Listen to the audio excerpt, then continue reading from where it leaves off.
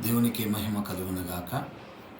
తీతుకు రాసిన పత్రిక 2వ అధ్యాయము 14వ వచనం మనం చూసినట్లయితే, యేసుక్రీస్తు వారు మనల్ని సమస్త దుర్నీతి నుండి విమోచింపచేసి సత్క్రియలందు ఆసక్తి కలిగిన వారిని తనకి సొత్తుగా చేసుకొనుటకు మన కొరకు యేసుక్రీస్తు వారు తనను తాను అర్పించుకున్నట్టుగా మనం చూస్తూ ఉన్నాము.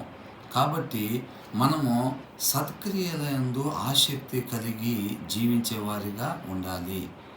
ఎల్లప్పుడూ కూడా మంచి పనుల మీద ఆసక్తి కలిగి, అంటే దప్పిగొన్న వారిలాగా మంచినీటి కొరకు దప్పిగొన్న వారు ఏ రీతిగా ఎదురు చూస్తూ ఉంటారో, మన సత్క్రియల యందు అటువంటి ఆసక్తిని కలిగి మనం జీవించాలి. అటువంటి వారి కొరకు దేవుడు తన సొత్తుగా చేసుకోవటానికి చూస్తూ ఉన్నాడని మనము వాక్యం ద్వారా తెలుసుకుంటా ఉన్నాము. కాబట్టి అట్టి వారిగా మనం సత్క్రియల యందు ఆసక్తి కలిగి ఉండేవారిగా దేవుని యొక్క సొత్తుగా మనము ఉండాలి. దేవునికే మహిమ కలుగునుగాక.